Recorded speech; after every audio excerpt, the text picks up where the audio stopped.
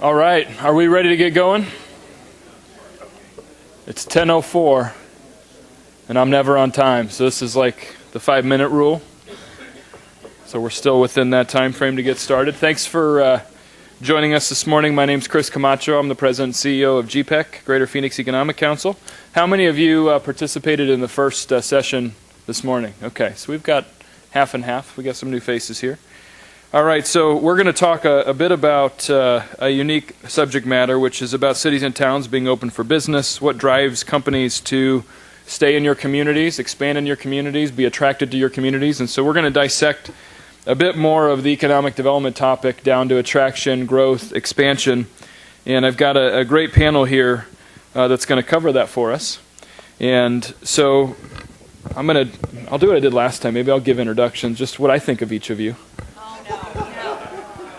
I could tell some stories from AED of the past. No? Okay. Yeah, and Keith's a recovering GPEC guy, so he was in our system years ago. But yeah, that's right. I can't tell stories about you. All right, so we've got a really unique panel today, and maybe we'll just go down the line, do self-introductions, and then we'll jump into some of the content about those of us that are on the front lines trying to recruit business from California. We're dealing with our local businesses, both on the startup side, the growth side, retention side. We'll talk about that universe of what does it take for us to keep our companies, supporting the growth of our companies, and ultimately make Arizona competitive. So we'll talk across the whole spectrum today. So let me just start with Keith, because he's to my left, and we'll just do 2-minute introductions of not only who you are, but also a little bit about your organization, and maybe something people wouldn't expect about you. Thanks, Chris. It's great to be here.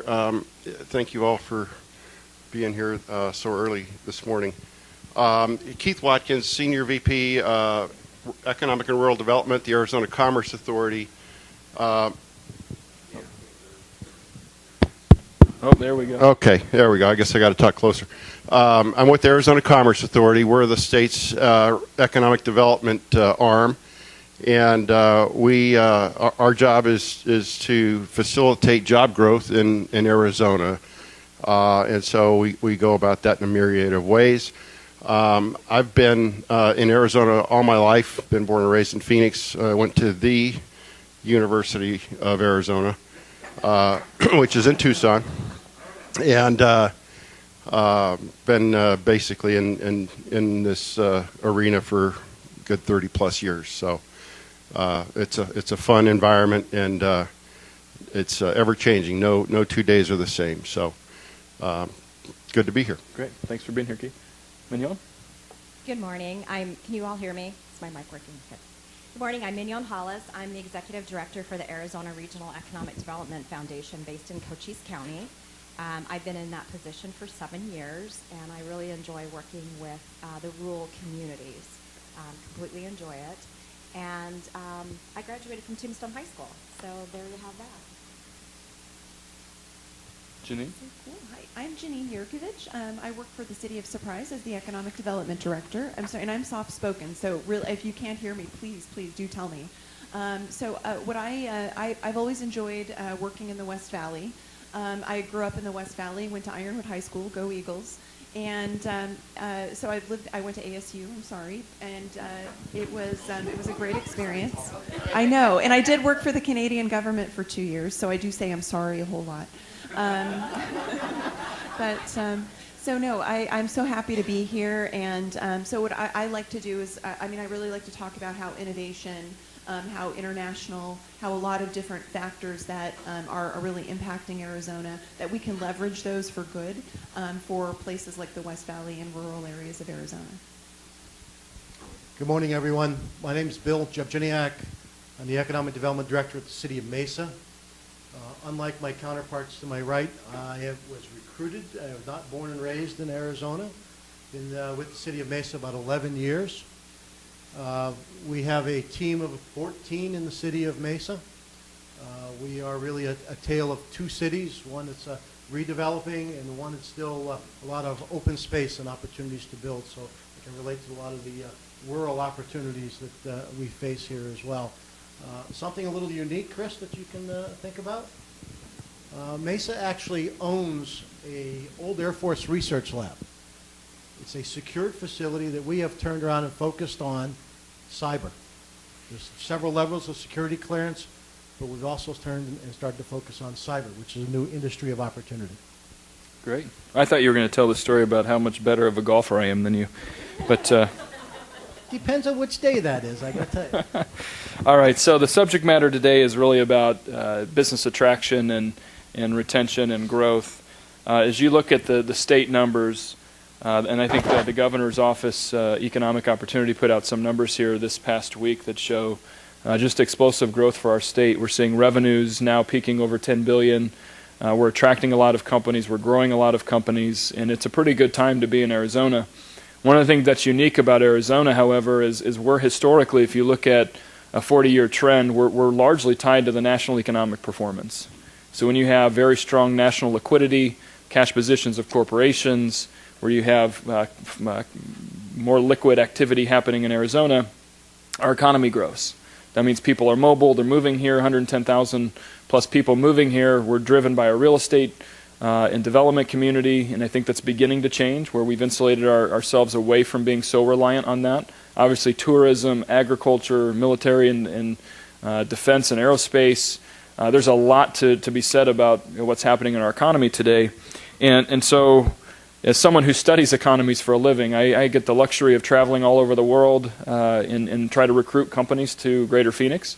But just spent the last 3 days in San Francisco with some of the top minds in the world talking about trends. And I talked about a little bit, I gave you a brief intro into that universe this morning in the last panel. But the world is rapidly changing, and the speed of technology, as we know it, many of you probably studied Moore's Law back in your physics class, whenever that was, and the rapid speed of change is causing companies to address their global competition and how they invest in innovation so vastly different because of that speed of technology. So if you, and I'm not a professor, but if you study Metcalfe law or Moore's Law, you will see what's happening in its convergence, and kind of multidisciplinary industries are coming together to rapidly change not only how manufacturing is done globally, the speed of which projects are iterated, created, and placed to market. It's just a much more expeditious timeline for companies to commercialize. And so while that seems so vast, the good news is Arizona is evolving much like the global economy is evolving. We have institutions around the state that are heavily invested in applied research. You have commercialization activity that are at all-time highs. Ponch in our last session mentioned ASU now peaking at $600 million in applied research, which is a six-fold increase from where we were in the early 2000s. So when I came to Arizona in 2004, I became the CEO in Yuma, and many of you heard Julie talk about that. And what shocked me coming from the Midwest was you had a very pro-business environment. You had a state that was still reliant on growth, but had very strong water policy. So since our inception as a state, we were very thoughtful about water. We had all this open room to grow. And being in the southwestern part of the U.S., and we're doing a lot of work with Mexico, we didn't really understand the border like it's being talked about now. It was all about commerce. It was about everyday tourism and dollars being spent from Mexican nationals coming to Arizona to spend their money, or coming to work in the ag fields and then returning home. So the dynamic is vastly changing in how we build communities. And so how it relates to attraction, and I touched on this just briefly, is that, and I won't reiterate this for those of you here this morning, but we must have the ability to invest in modern infrastructure. So that's a base we must have. We have to be able to produce people to meet industry needs, whether we're trying to recruit companies or retain companies. It's all about the people side. And we have to have a political environment that's certain, that's stable. And I can't underscore that enough. And I would argue, as we're entering, this era now in November, we'll have the elections again. We're back in primary season. People get their heads screwed on a little sideways this time of year. And I will tell you, companies pay attention to that. So when you see all these ads come out, and they're very, again, I use the term tribal politics because it's true. I've never seen it like this, to where it's so divisive. Companies want certainty. They want predictability. And in our state, fortunately for us, and under this governor, we have that. We have very predictable. We got more people can clap. Yeah, we've got a lot of good things going in our state. And we have leadership across my peers here that we all work together. We work in harmony to drive jobs, investment for all of Arizona, and so that's something that is very unique. So let me open up with just one question broadly to the group, and then we'll kind of see where this goes. Okay, Bill loves when I deviate from the script.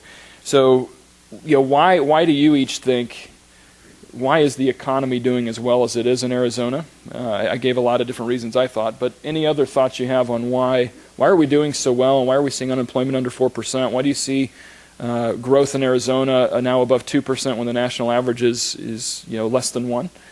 So why are we doing so well relative to other markets or other states? Anybody want to tackle that first? I'll jump into it, Chris. I think it's because people have confidence, as you mentioned, in the government. It mitigates that risk. They're going to put money out there on the table, and they don't want the rules of the game to change midstream. That's always a fear. And I think under Governor Ducey's leadership, that stability has been brought to the forefront. Another indicator is the state's corporate tax rate has been on the steadily declined over the last. I'm going to get the number wrong, but it's got to be 8 years, and that also is an indicator of the greater tenor that transcends sort of the politics of the day or elections. That this is a stable market, and so I think that also spills over into the local markets. To your point, Chris, with the elections, it never fails. When elections come about, new people start to run, and that's great that citizenry is engaged. But there's always somebody who thinks that the prior administration doesn't know what they're doing and they're going to do it better, and they tear each other apart. And the smaller the community is, the worse it gets. And then they figure the city manager doesn't know what they're doing, and they run the city manager off. I got a lot of head nods on that comment, Keith, the way you were saying that. And I can tell you, that is the worst thing you can do for your community, because it brings instability, it creates turmoil internally to the community, and it creates headlines that other people see, and all eyes are on you, and it takes time to recover from that. You're going to bring in new talent, new people. They got to get onboarded. It's going to be 6 months to a year, and during that 6 months, there's going to be no progress made. And so, my I guess soapbox here is try not to do that to yourselves. It's really, really important, especially for the small rural communities in our state, to have that stability and that continuity. Understand that things change, elections change, but just please try not to tear yourselves apart and run off your professional people, because they are there to do a job, and they know what they're doing. So that's that. Other comments, Bill? Chris, if I can jump in, I think a couple other things to think about. Our proximity to California really plays a big difference. The more that California adds regulation, the better off we are, because we focus on cutting regulations, and all that. The governor is focused on that a lot. So as you think about proximity to California, you think about the growth of Arizona State. And what's the number that Ponch used this morning? 100 and how many? 100 to 600. Yeah. So think about that in terms of number of students. That's workforce. And you heard about who comes with the site selectors today and why are we doing this? The HR director. Having an available workforce is so important to us. And then the last thing I'll touch upon and not go real deep here is, don't go away from block and tackles, which means don't go away from infrastructure investment. Don't go away from cutting entitlement risk. Time is money. You have to act like that, know that, and be able to move quickly to allow the business community, the development community, to be able to get in and locate in your own city or town as quick as they can. So as quick as they can get through that entitlement process, the better off we are. Any other thoughts? Well, I'll jump in. I think it's really three things. I agree. California is doing us a favor from a regulatory perspective, but in Florida as well, from a natural disaster perspective, it's been not that we play on that, not that that's a positive thing, but Arizona does have a lot of natural advantages from a stability perspective, and so we've seen that from a tourism perspective, we've seen that from an investor perspective. that people want that confidence that whatever they're investing in, it will be there in 10 years. So, so we're seeing that, cause a few more conversations. Not that that's, a positive thing, but it is people. I think I agree with that. But it's leadership, and so the people are moving here again. We're seeing, the talent. I love what ASU is doing. Surprise, I think us capitalizing on a partnership with Ottawa we're trying to demonstrate that. And I give a lot of kudos to the people in our region. What Chris is doing, what Cintra's doing at Westmark. We're talking to each other like never before, and talking about things not in an artificial way. We're talking about real problems, real issues that we can work on together. And I can give countless examples, but it's just a great time where we've got all of the right leaders. We've got kind of a focus on what those issues are, and we've got people moving in, and we're ready. So yeah, one of the things Janine's done that's very admirable, just because you sparked a thought, is, and Bill actually too, instead of just relying on the big public university systems to address the appetite from council, which every council wants a university, a community college, and this is urban and rural interests, but in these two respective examples, they've gone out through RFP and public-private partnership support, attracted universities to their urban centers. There's two examples or more actually in Mesa. So, pretty exciting that, talk about innovative economic development rather than just waiting and hoping it'll happen. They're actually intentionally drawing in Benedictine and other universities in Mesa, and then also Ottawa University coming in, which is a prestigious school as well. So pretty exciting. And then ASU is doing something in downtown Mesa in addition to their Poly campus. One other thought on this that I don't know who triggered this either, and then Mignon, it looks like you have a thought here, is somebody talked about the regulatory environment in California. And you'll hear me say this a lot, that if we're only relying on California from a standpoint of recruiting jobs away from California, we're going to lose in the long run. And yes, that's an additive benefit of California's regulation, and companies are going to have to scale out of California. It's a natural occurrence, whether you're in Kingman or Yuma or Phoenix or Havasu, wherever. You're going to get a lot of companies looking at expanding out of California. But what we shouldn't be satisfied with is just capturing the idea, this term cost optimization. That happens in California when you're a scalable manufacturer, or you're a product company, or you're a tech company. It is hard to scale a business in California. It's just cost prohibitive. So you will see some of those jobs, but I would argue that should only be about 15% of the net job growth is that piece of it. The rest we have to grow organically through our own organic strategies of entrepreneurship, connecting our own companies together, and that's a pivotal piece. But one other thing I was tweeting about yesterday, this president's got me like all juiced on tweeting recently, so I've decided, yeah, mine are a little bit more kind of down the middle though. But anyway, so yeah, I was tweeting about this Arizona and my conversations with a lot of these venture capitalists to technologists in California. We're becoming America's proving ground. And I stole this. This is not original. But when I spent 4 years in Yuma, we had the Yuma Proving Grounds, where you had some of the most advanced testing with the Army occurring with a lot of defense contractors down there, and futuristic missile design and a lot of these other things. And when you think about a proving grounds, it has a lot of different forms. In today's environment, proving grounds can be autonomous vehicles, which we have a lot of that testing going on here. It can be what Julie talked about, and how we have autonomous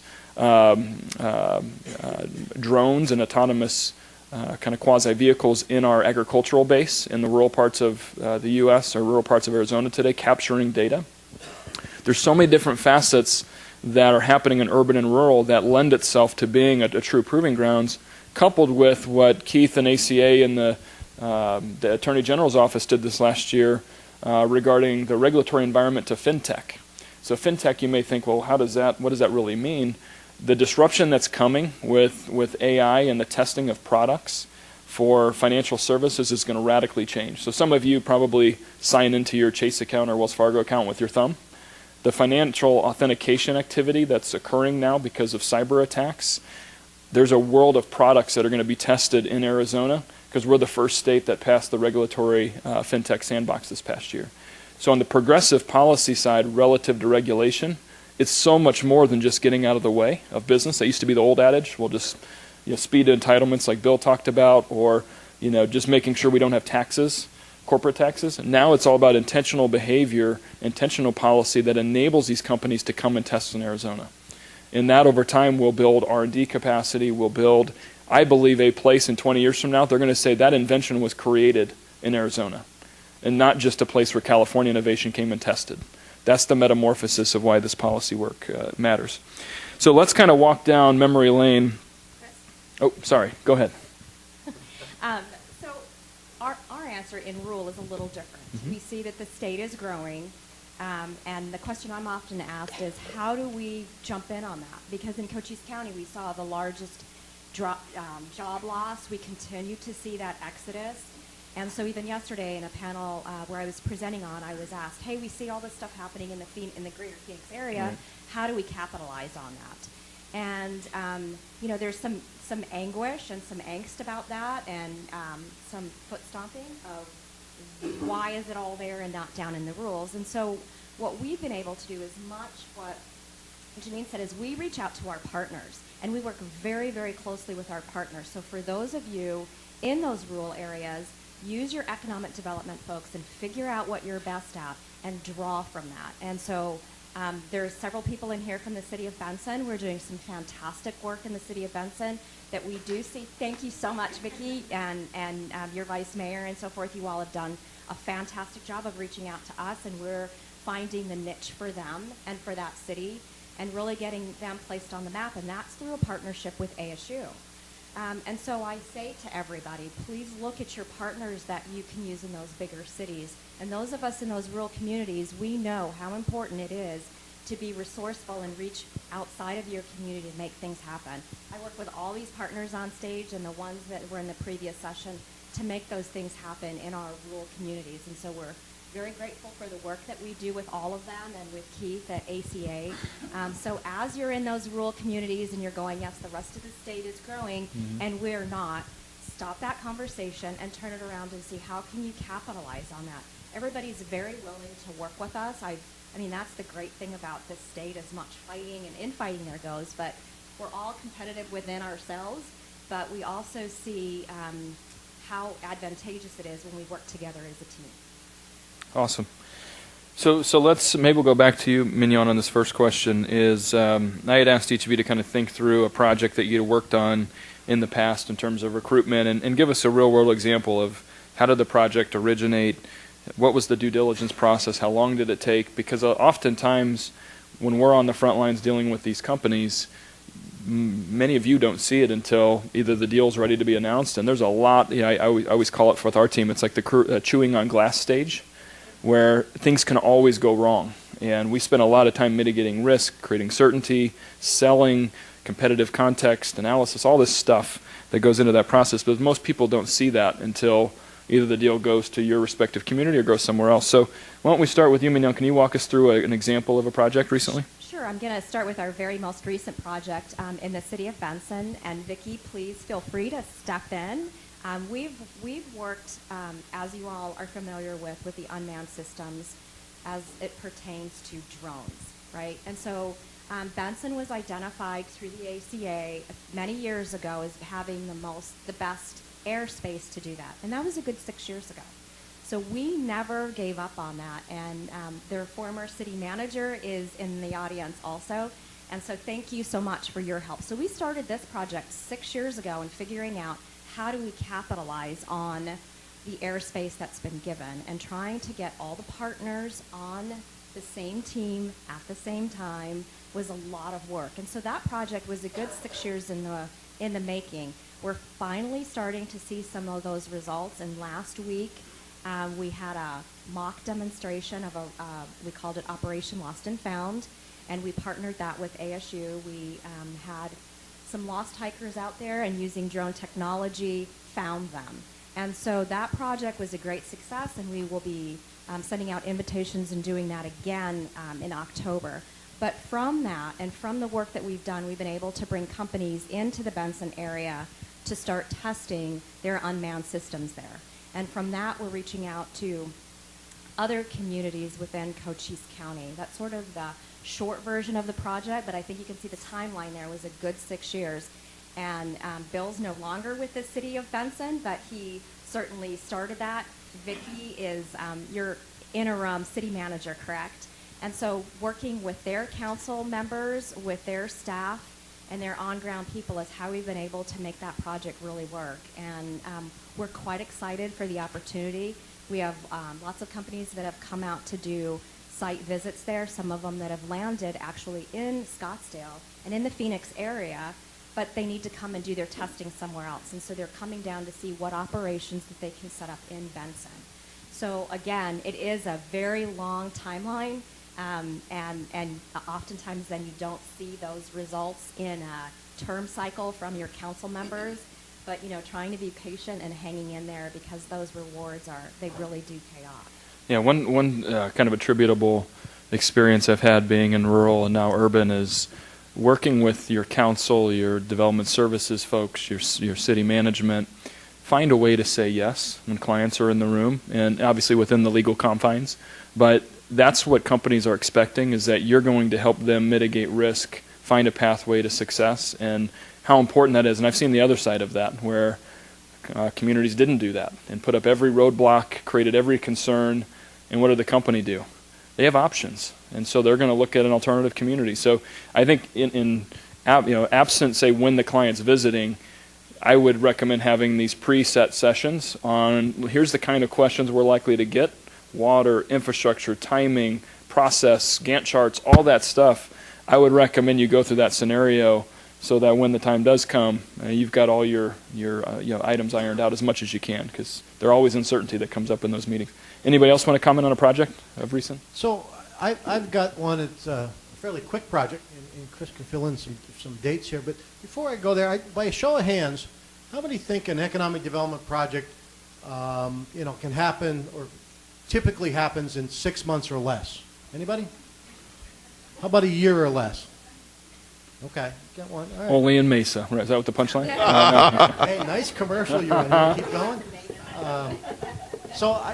This one is called Dexcom. So Dexcom makes continuous glucose monitors. So it's a wearable medical device. So we're excited. This is quick by our standards. It took about 16 months to when the first E-Track came out of GPEC or the ACA or both. I've forgotten which one, to be honest with you.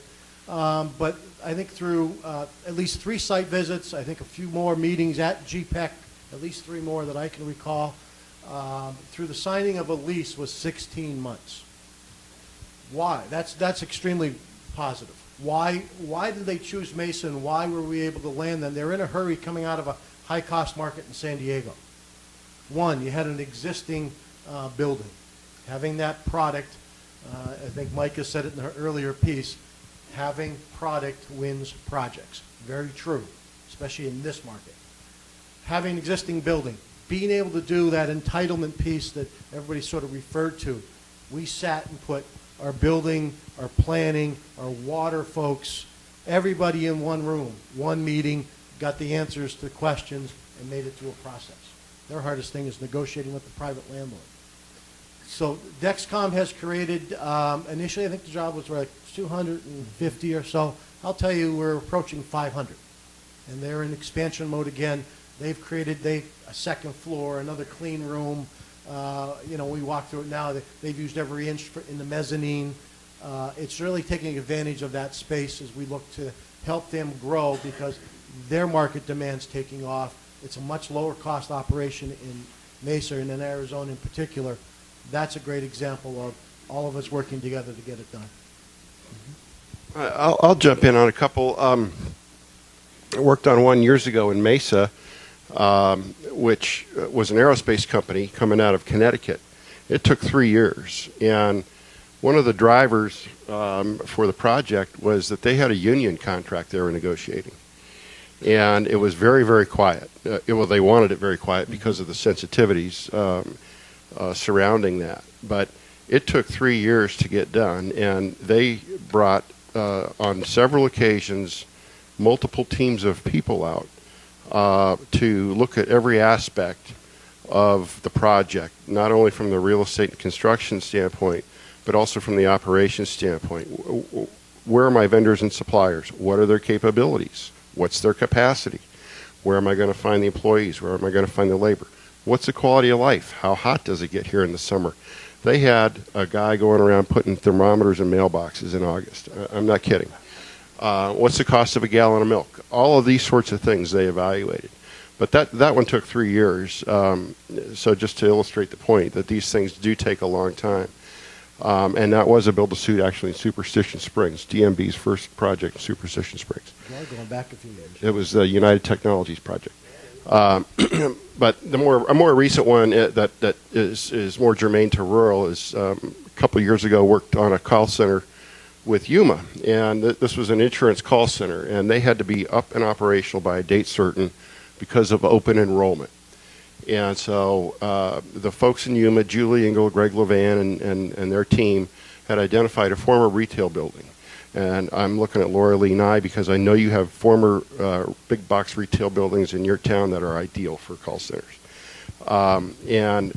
It came down to the cost. The landlord wanted a lot of money. Of course, the company didn't want to pay that much. Julie and her team went to the community leadership, and they got the hospital foundation to buy it. And then they got into the renovation and so forth. And then remember, we have to be up and operational by a date certain. So now they have to not only hire people, but they have to be licensed insurance salespeople in Arizona by this date certain.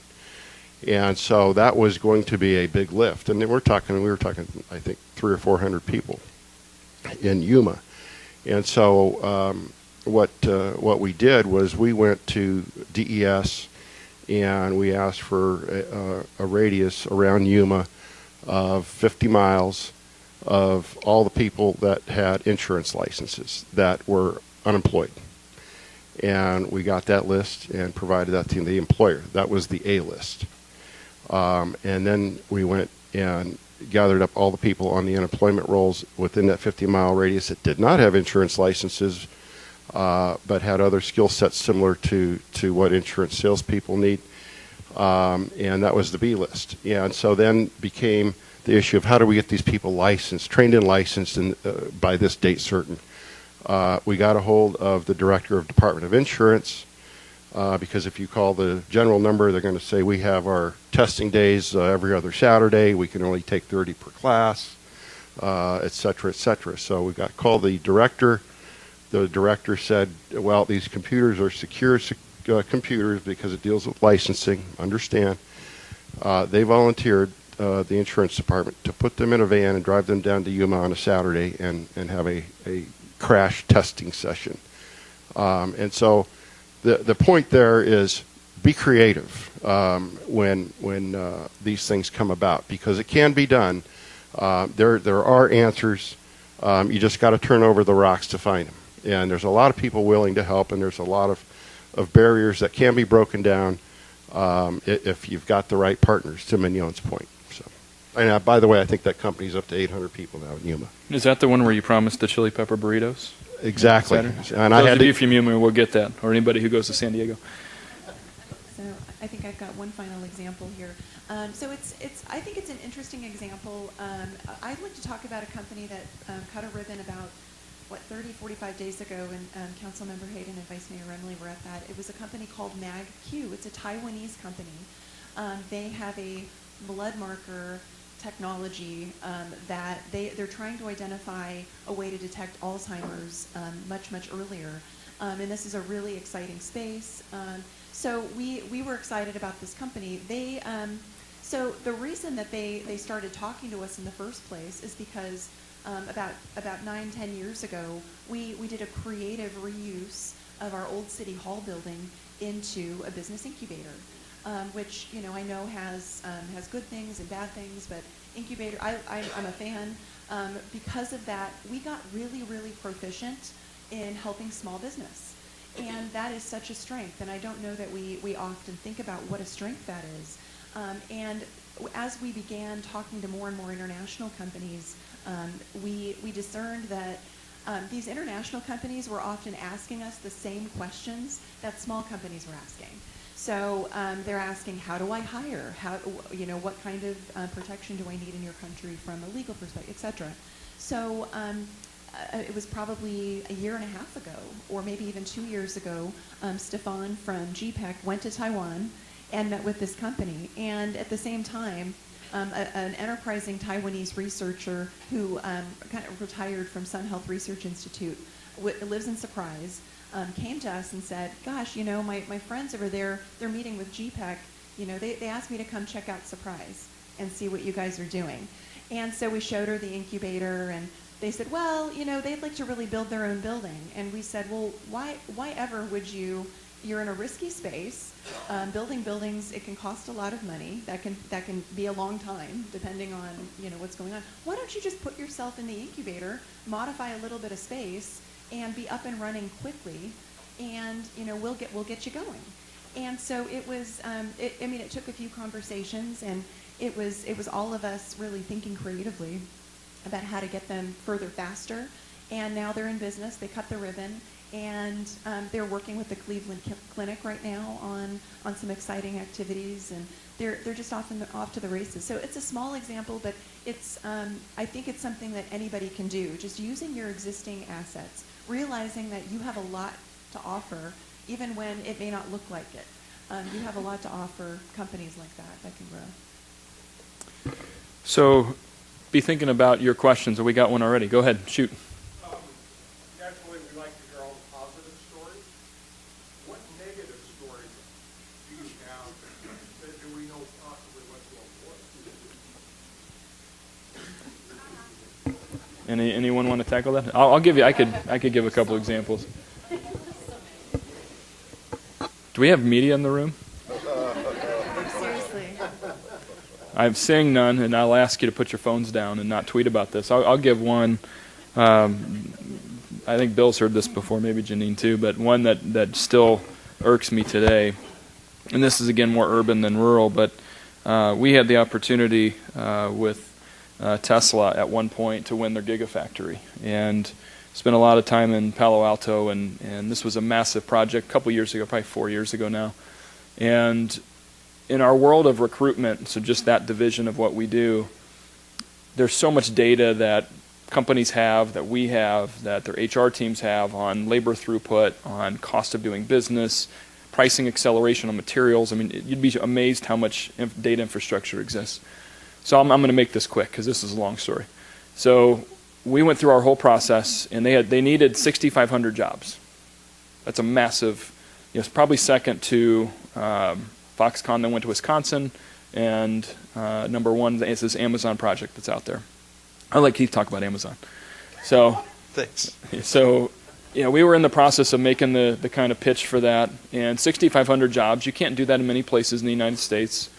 The kicker that was most unique is they needed 1,300 senior level engineers. Okay, so 1,300, which, imagine the universe of where this can go down to just a few select markets in the United States. And those of you that, if you follow Elon Musk, which, he's hard to follow because he's all over this place in space and neuroscience and, all the things that he's working on AI-wise. I thought we had a pretty formidable argument that this market, this state would be pretty attractive. Certain operating environment.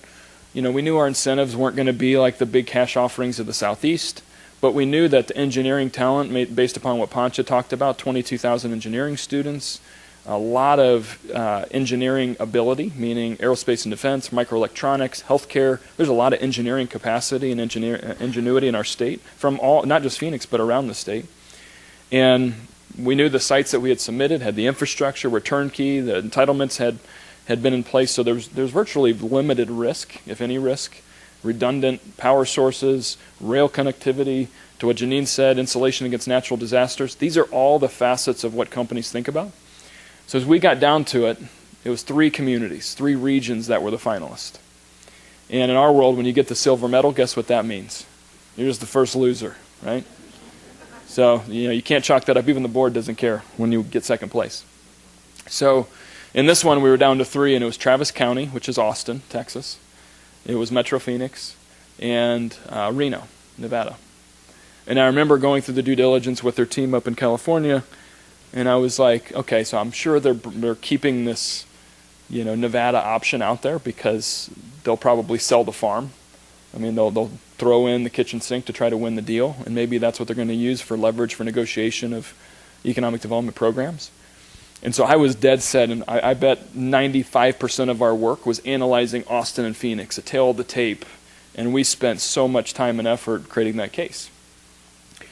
And so then it got down to kind of the final throes. We get the call, hey, we're going to make the announcement where this thing's going, and you're not selected. And, these guys know how competitive I am, so I'm, like, not happy. I'm like, okay, well, we thought we made our case really well, and there was nothing in our whole value proposition I felt that we didn't solve for the company. And been doing this for 15 years, if, like, you're kind of selling your way into a conversation, we were not. I mean, this was legitimately fit into our future picture. And at the end of the day, what was shared with us was the place we're going is not only attractive economically, but the engineering talent we think will be available. And I'm like, okay, well, we lost to Austin, so be it. It's going to be announced tomorrow. We're kind of sulking, we're all upset. And then it comes out, where'd they go? Reno, Nevada. I'm floored. I'm like about to quit the profession because I'm like, this makes absolutely no sense to me. I don't get it. And so we did a debrief with the company, and their whole argument was beyond the $1.25 billion incentive package that they got from the state of Nevada. And we were in, I don't remember, Keith, if you remember, we were in pretty sizably. I'm going to say like 400-something million, something like that, over like a 30-year period. So it was all performance-based. So anybody who says, like, we do cash giveaways and all this stuff, it's nonsense. So, and I'll debate anybody after this if you want about that. Separate that discussion. But what came out of this was their view, and they're so radical because they made all this public. If you remember that process, if anybody followed this, we signed a non-disclosure that Keith was going to give away his next youth in his family tree if we said anything about the project. We made Keith sign the non-disclosure. And what ultimately happened was every time we'd meet with them, what would happen? They'd come out and position all these markets against each other. It was brilliant on their side. They would say, well, just visited Arizona. What a great opportunity this might be for our gigafactory. So what happened in Texas? The government was like, we're not losing to Arizona. Don't mess with Texas, right? So my whole moral of that story is you can do everything right. And what we left the company with, ACA and GPEC, as we debrief with them, was, look, we're in a place where we know you're going to need engineering talent in the future. We are a hub for engineering talent, and let us grow with you as you build. They're really a battery company, an energy densification company with a pretty cool car wrapped around it. And so as they move forward, I still think there's going to be opportunities for Arizona to play a mix for Tesla. But they were convinced, and this is kind of what dumbfounded me, that they were going to be able to move their Silicon Valley engineers to Reno, and that they would get enough of them to meet their demand. And they made $1 million investment in University of Nevada, Reno, in their engineering school. I know what it costs to run ASU's engineering school. It's a couple $100 million investment. So their belief kind of radically changed big giga projects in the U.S. because still the math on the labor side was so unorthodox. So that's one that, again, I can't fully explain other than they had 1.25 billion reasons to be in Nevada. And the return model on their dollars and that kind of deal, over 30 years to get their first dollar of net return for the state. Yeah, that's a great story, Chris. To your point is, we all signed the NDAs and we were working on that thing for a long years. time Yeah. before it went public. And as soon as they started negotiating in the paper, we were done because we knew what they were doing. And at our shop, there's probably not a day goes by, some company calls and says, what kind of incentives you got for me? I'd move there if you just give me a check for $1 million. We don't operate that way. We're stewards of public dollars. So to that point, there was a company kicking around that was around for about a good 7 years. And that's essentially what they said. And their company they basically provide a product to the construction industry. So they follow the construction market. And so they came to us and said, gee whiz, we'll move there. We just need a check. We said, sorry, doesn't quite work like that. So they proceeded to go to some of the rural communities. And they'd get the rural communities lathered up that they would move there if the state would just give them a check. And so, a couple of the communities took the bait. They call us. They get their mayor all excited. They get their business leadership all excited. They call us. They call their legislators. They call the governor, which comes right back to us and says, what's the deal here? And we explain it. And it took 6-7 years for that company, and they hit every rural town around here. They finally landed in Greater Phoenix, and I don't think they got $1 million. But the point is be very wary if somebody comes into your town and that's the first thing and only thing that's driving their decision, because it's not based on fundamentals and merits. It's got to have those elements. Incentives is just a topper if it's warranted. But if it doesn't make fundamental business sense, it's not going to be good for your community or the company. Mine is a very short one, and it's exactly what Keith said earlier. Company comes into town, they pretty much decided they want to be there, and your city fights in the room with the client. And then they're out. So again, what Keith had said earlier about the infighting, disagree behind the closed door, not in front of the client, not putting up those roadblocks and looking at each other and going, yeah, that's not going to work, and the other one over here saying, yes, it will. I mean, you have to come in and have that practiced and expect what the questions are going to be, and come in with that yes attitude, even if it's, yes, let's check and get back. But when they start to see that infighting, they're out. So that is a very short story. Either they're out or they'll try to divide and conquer and exploit it, Right. which is not healthy for a small rural community. Yep. Yes?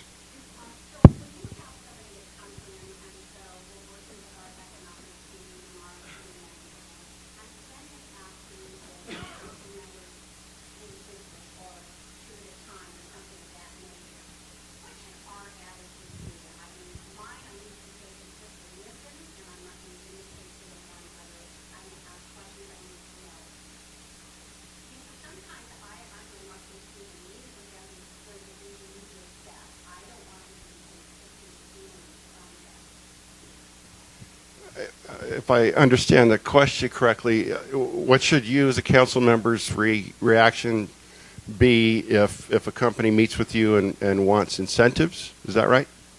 Separate meetings.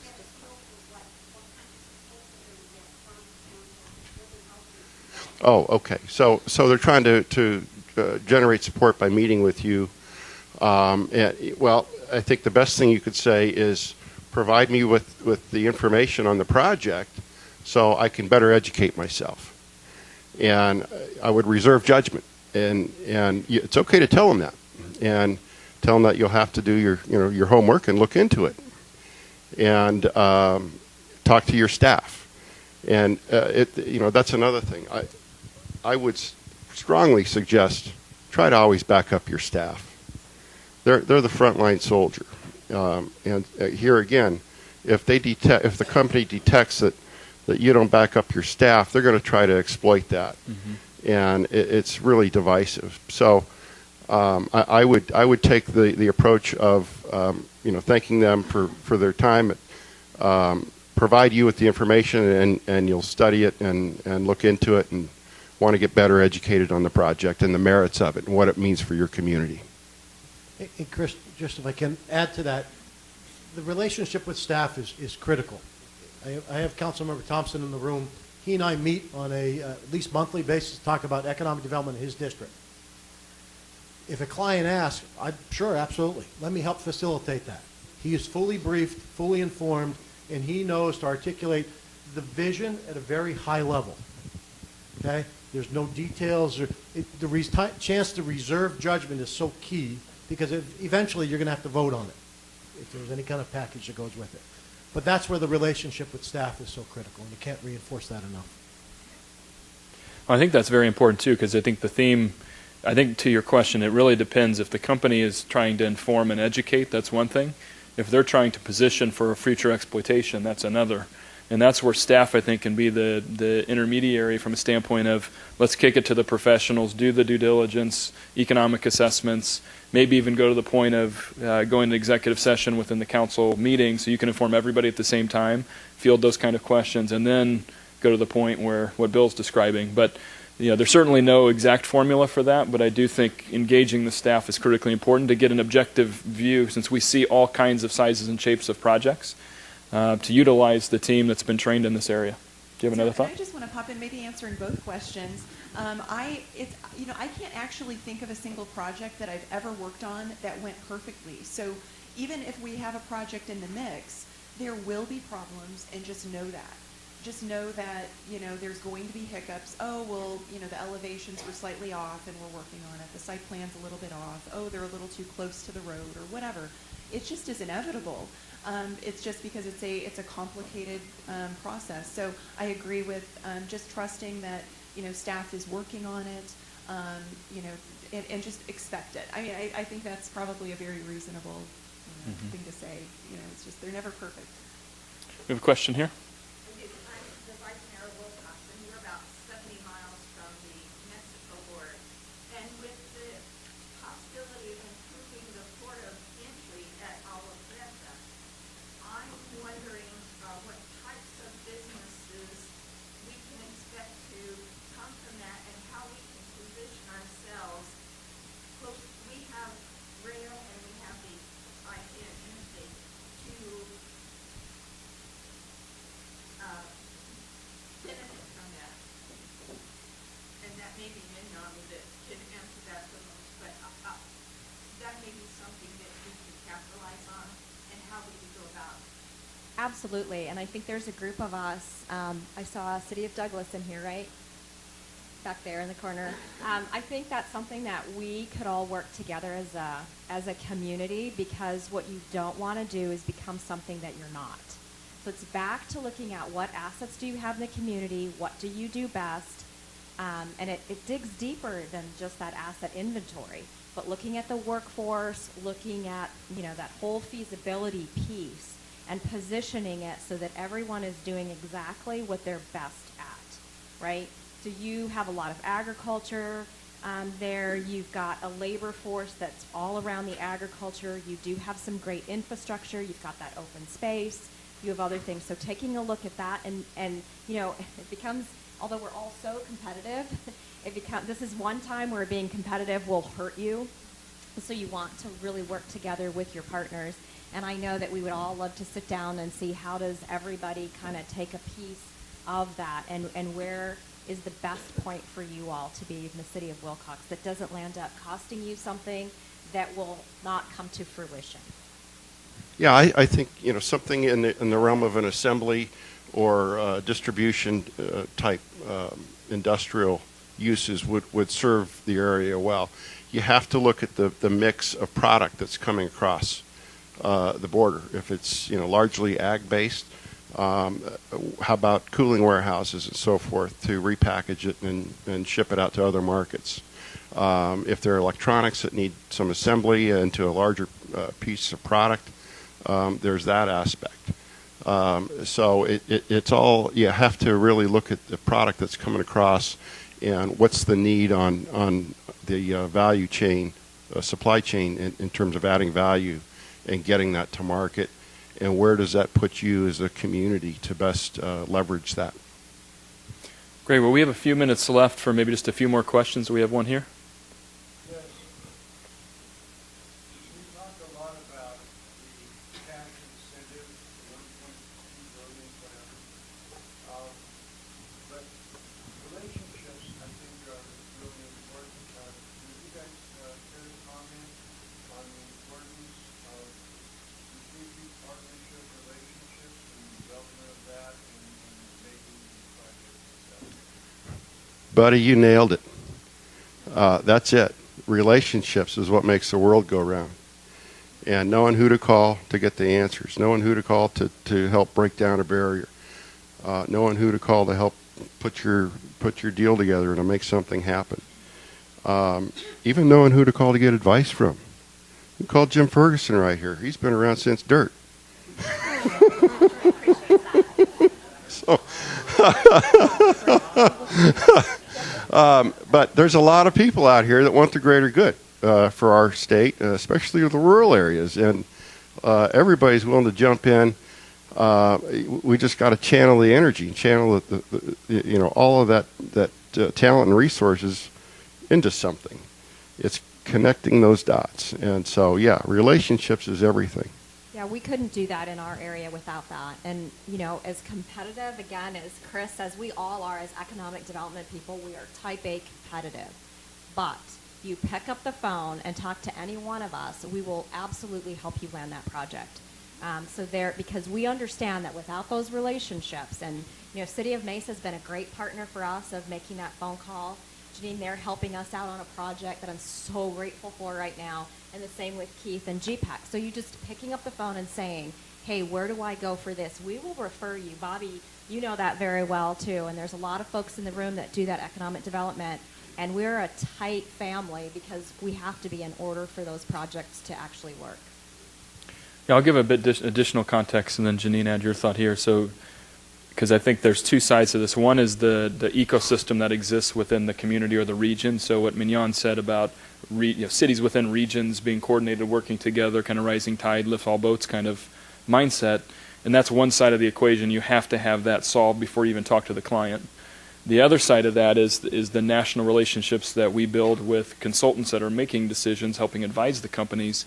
And I can give you example after example of firms in New York or Chicago or elsewhere that we go and brief them on changes in policy, updates to activity that may make us appear to be a stronger market. But it's even more than that. It's about that personal relationship, like Keith talked about, where if we do a good job helping Deloitte analyze the market, 9 times out of 10, the next time they have a project where they're talking to a new client, they're going to say, hey, have you talked to a Greater Phoenix? Even if we're not on the list, the initial list from the company, they're going to go back and converse with the Deloitte team in Chicago, for example, and say, you should at least give Arizona a look because last time here's what my experience was. So we take that very seriously. We have teams on the road doing nothing but updating, educating these individuals where there's 700 of them globally that do nothing but that kind of work. And that's really important in addition to kind of the in-market side of being coordinated. So, Janine, do you have another thought? I was just going to add, I think to your point, I feel so lucky when I talk to other regions or other states and the light bulb goes on that they're not as tight as we are. We are like the Borgs from Star Trek. When one knows something, we all know something. We talk regularly. We go to our state association meeting regularly. We call each other. We see each other at GPEC. We meet at Westmark. So I feel so lucky. They cannot. I've had yet for, at least in the Greater Phoenix market or in the West Valley, had a site selector work us against each other.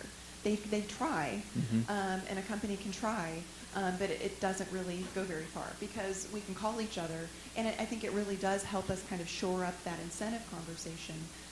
Oh, are you really offering them $1 million? No, they're lying. It's really easy for us to figure out what the deal is and what our position is, and then we can begin to mobilize and help each other. So it's been a critical factor, I think. Now, you guys missed out, but we already decided our next retreat's going to be in Wilcox in October. So that's we'll have to jump on board a statewide thing for that. Yeah, third week in October for us. Bill, do you have another comment? No. Yes. Well, I just I think we're all going to agree that relationships are key in this business. This is a relationship business. And being the guy that has worked across the country for 30 plus years as well, Keith, this region cooperates better by a long distance than any other in the entire country. That's an attribute we need to continue to grow. More specifically, though, when you're working in your communities, the relationships with your businesses are critical. Between 75 and 80% of your growth should come from your existing businesses. The headlines are all the fun things we talk about, but the real growth is happening from your existing business community. Establish relationships, continue to grow relationships, and I think if you put that effort, that's that business retention and expansion piece that's so critical to any economic development program. Yep, I think we have time for one more. There it is, sorry. As we can't actually give tax incentives and with this and give lucrative cities in North County, what are some of the best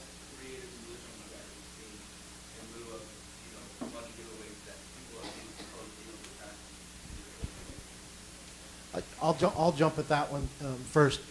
In Mesa, we really are focused on two things, infrastructure and entitlements. So, if we see an opportunity to cut an entitlement risk, so we've created a program where I take about a 6-month planning process, and that's a rough number, down to 6 weeks or less. How do we do that?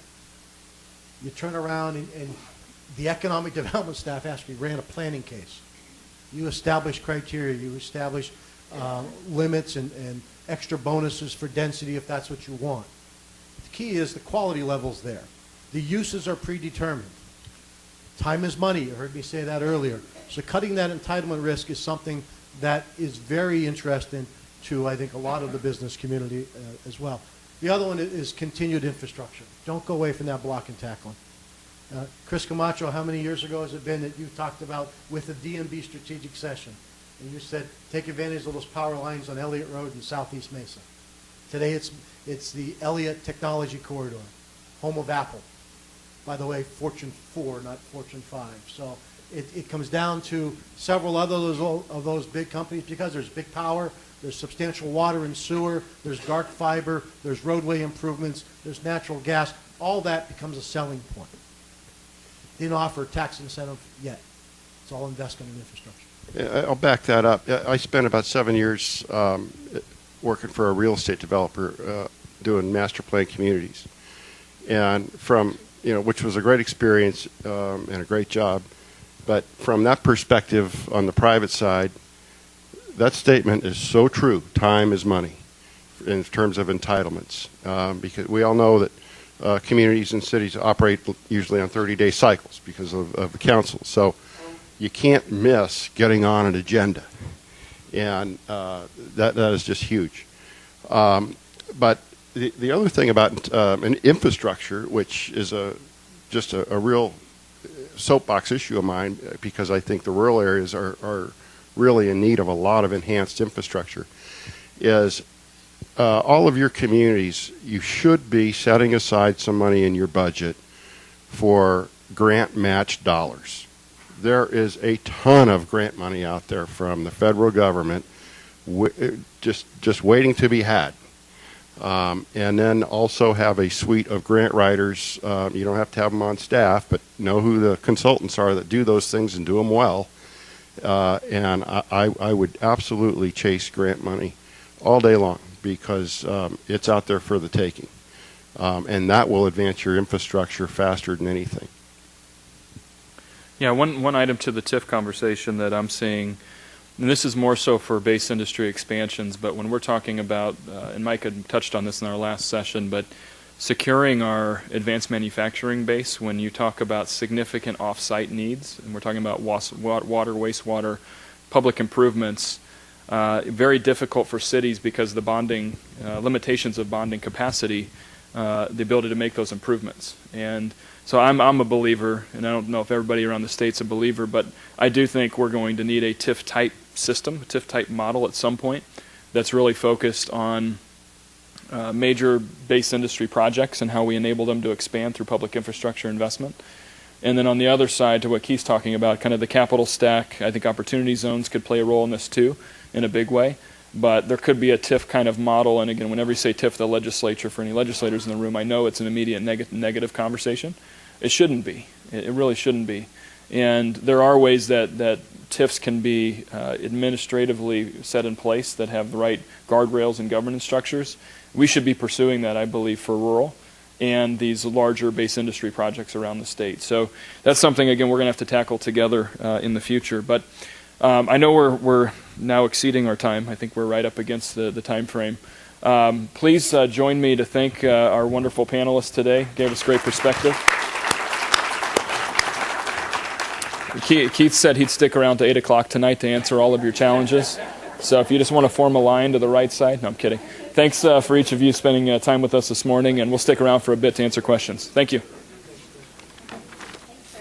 Thank you.